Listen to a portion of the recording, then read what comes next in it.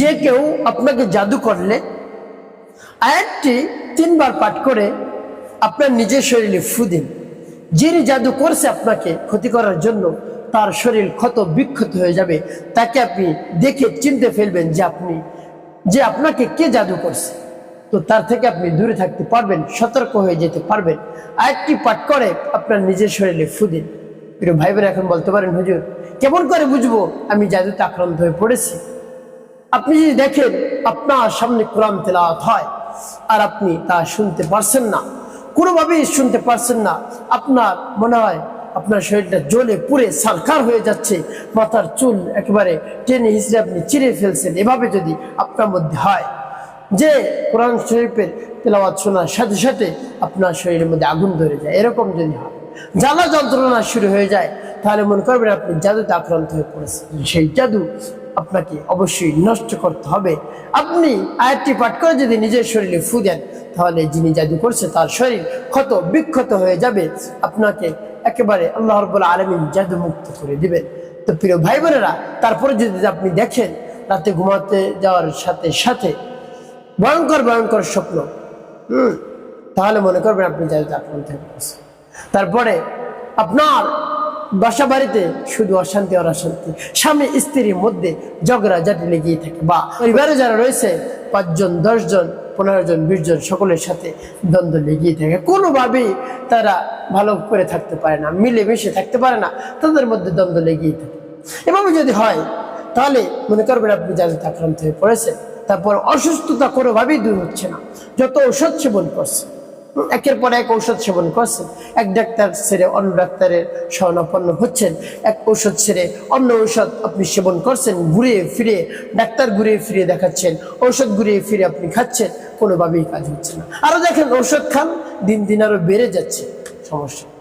আপনার তো ঔষধের সমস্যা, আপনার তো জাদুর সমস্যা, কোরআনের চিকিৎসা আপনাকে করতে হবে। প্রিয় ভাই বোনেরা, অন্যথা আপনি সুস্থ হতে পারবেন না। আপনি ঔষধ সেবন করবেন, সাথে সাথে এই কোরআনী আমলটিও করবেন। আপনি দেখবেন দুইটা যখন একসাথে হয়ে যাবে, তখন অনেক দ্রুত কাজ করবে আর অনেক দ্রুত আপনি সুস্থ হয়ে যাবেন ইনশাআল্লাহ। এভাবে যদি হয় তাহলে মনে করবেন আপনি জাদুতে আক্রান্ত হয়ে পড়েছেন। বেশি সময় নষ্ট না করে আপনি এই আমলটি করা শুরু করে দেবেন যখনই আপনি এই আলামত সম্পর্কে আপনি জানবেন। তো প্রিয় ভাই বোনেরা, তারপরে আপনি যদি দেখেন আপনার ইনকামের মধ্যে বরকত একেবারে উঠিয়ে যাচ্ছে আস্তে আস্তে, কি করবেন আপনি এর মতো অবস্থা? যে আপনি অনেক অর্থ সম্পদ আপনি উপার্জন করেন, মাস শেষে দেখা যায় আপনার কাছে টাকা থাকে না, আরো কর্জ করতে হয়, ধার করতে হয়। তাই আপনি যদি এভাবে যদি হয় আপনার মধ্যে, তাহলে মনে করবেন আপনি আমার দেখার নিয়ম যে সে আয়াতটি পাঠ করে নিজের শরীরে ফু দিবেন, যে জাদু করছে তার শরীর ক্ষত বিক্ষত হয়ে যাবে। প্রিয় ভাই বোনেরা, আপনি একেবারে আনন্দিত হয়ে যাবেন, তার থেকে আপনি দূরে থাকতে পারবেন। ভাই বোনেরা, আমলটি কখন কিভাবে করবেন, কোন নিয়মে করবেন, আমলটি করে কিভাবে উপকৃত হবেন বলে দিচ্ছি। আমলটি করার শুরুতে আপনাকে কি করতে হবে? উত্তম রূপে পবিত্রতা অর্জন করতে হবে। নির্জন একটি জায়গায় কিবলা মুখে একেবারে বসবেন। বসে সর্বপ্রথম কি পাঠ করবেন? জীবনের গুনাহ কথা স্মরণ করে ক্ষমা প্রার্থনা করবে। হ্যাঁ আল্লাহ, আমার জীবনের সমুদায় গুনাহ খাতাগুলো মাফ করে দিয়ে আমার অন্তরকে পাক পবিত্র বানিয়ে দেন। এভাবে আল্লাহ রাব্বুল আলামিনের কাছে আপনি বলবেন। তারপরে আপনি 3 বার দুরূদ শরীফ পাঠ করবেন, সাল্লাল্লাহু আলাইহি ওয়াসাল্লাম, সাল্লাল্লাহু আলাইহি ওয়াসাল্লাম, সাল্লাল্লাহু আলাইহি ওয়াসাল্লাম। ইস্তিগফার দুরূদ শরীফ যখন পাঠ করা হয়ে যাবে, এরপরে আপনি সেই আয়াতটি পাঠ করবেন। সেই আয়াতটি পাঠ করব, তো সেই আয়াতটি আমি আপনাদেরকে বলে দিচ্ছি এবং বলে দেবো কোন সূরার আয়াত। তার পূর্বে সকলের কাছে একটি অনুরোধ থাকবে, যখন ভিডিওটি দেখবেন না টেনে দেখার চেষ্টা করবেন, তাহলে আপনি সঠিক নিয়মে আমলটি করতে পারবেন।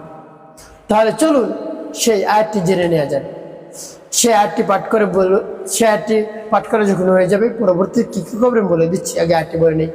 বিসমিল্লাহির রাহমানির রাহিম। أرد الله الذين كفروا بغيظهم لم ينالوا خيرا وكفى الله المؤمنين القتال وكان الله قويا عزيزا। এভাবে যখন পাঠ করে যাবে একটু ফুদিবে, তারপর আপনি আবার পাঠ করবেন বিসমিল্লাহির রহমানির রহিম। أرد الله الذين كفروا بغيظهم لم ينالوا خيرا وكفى الله المؤمنين القتال وكان الله قويا عزيزا।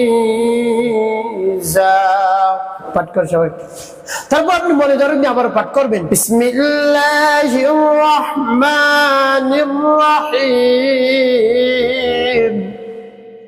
আরাদাল্লাহু আল্লাযীনা কাফারু বিগাইযিহিম লাম ইয়ানালু খায়রা وكفى الله المؤمنين القتال وكان الله قويا عزيزا। পাঠ করে সবাই ভাই ভাই কতবার পাঠ করবেন, এভাবে গুনে গুনে আপনি পাঠ করবেন 3 বার, 3টি ফু দিবেন। শেষে আপনি 5 বার দুরূদ ইব্রাহিম পাঠ করবেন নবীজি সাল্লাল্লাহু আলাইহি ওয়াসাল্লাম মুহাব্বত নিয়ে, ভালোবাসা নিয়ে। আল্লাহুম্মা সাল্লি আলা মুহাম্মাদ ওয়া আলা আলি মুহাম্মাদ কামা সাল্লাইতা আলা ইব্রাহিম ওয়া আলা আলি ইব্রাহিম ইন্নাকা হামিদুম মাজিদ। আল্লাহুম্মা বারিক আলা মুহাম্মাদ ওয়া আলা আলি মুহাম্মাদ কামা বারাকতা আলা ইব্রাহিম ওয়া আলা আলি ইব্রাহিম ইন্নাকা হামিদুম মাজিদ। আল্লাহুম্মা সাল্লি আলা মুহাম্মাদ ওয়া আলা আলি মুহাম্মাদ কামা সাল্লাইতা على إبراهيم وعلى آل إبراهيم إنك حميد مجيد. اللهم بارك على محمد وعلى آل محمد كما باركت على إبراهيم وعلى آل إبراهيم إنك حميد مجيد. اللهم صل على محمد وعلى آل محمد كما صليت على إبراهيم وعلى آل إبراهيم إنك حميد مجيد. اللهم بارك على محمد وعلى آل محمد كما باركت على إبراهيم وعلى آل إبراهيم إنك حميد مجيد. اللهم صل على محمد وعلى آل محمد كما صليت على إبراهيم وعلى آل إبراهيم إنك حميد مجيد. اللهم بارك على محمد وعلى آل محمد كما باركت على إبراهيم وعلى آل إبراهيم إنك حميد مجيد. اللهم صل على محمد وعلى آل محمد كما صليت على إبراهيم وعلى آل إبراهيم إنك حميد مجيد.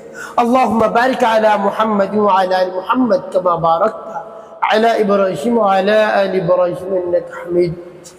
এভাবে যখন দুরূদ ইব্রাহিম পাঠ করা হয়ে যাবে, তারপরে 2টি ফু দিবেন। প্রিয় ভাই বোনেরা, আপনার আমলটি করা শেষ, এখন কি করবেন? ওই স্থানে বসে আল্লাহ রাব্বুল আলামিনের দরবারে হাত উত্তোলন করে দিবেন, আল্লাহ আমি তো জাদুতে আক্রান্ত হয়ে পড়েছি, জাদুর ক্ষতিতে আমার শরীর ক্ষত বিক্ষত হয়ে গিয়েছে, আল্লাহ কেন জাদু করছে আমি জানি না, কি করছে জানি না, আল্লাহ এই আয়াতটি পাঠ করে আমার নিজের শরীরে ফু দিলাম, আল্লাহ জাদু করে আমাকে দেখিয়ে দেন, আল্লাহ তার কাছ থেকে যেন দূরে থাকতে পারি এবং আমি যে জাদুতে আক্রান্ত হয়ে পড়েছি এই সমস্যার যেন সমাধান হয়ে যায়, সেই জাদুটুনার সমস্যা যেন সমাধান হয়ে যায়। এই জন্য আল্লাহ রাব্বুল আলামিনের কাছে বলবেন, বিশ্বাস নিয়ে আস্থা নিয়ে, দেখবেন আপনার সকল সমস্যা আল্লাহ রাব্বুল আলামিন দূর করে দেবেন ইনশাআল্লাহ। জাদুটুনা থেকে একেবারে মুক্ত থাকবেন। একটি কাজ করতে হবে, 5 ওয়াক্ত নামাজ আপনাকে আদায় করতে হবে, মানুষের কল্যাণে খেদমতে কাজ করবেন, অবশ্যই আপনার জীবন হবে সুখময় এবং শান্তিপূর্ণ ইনশাআল্লাহ।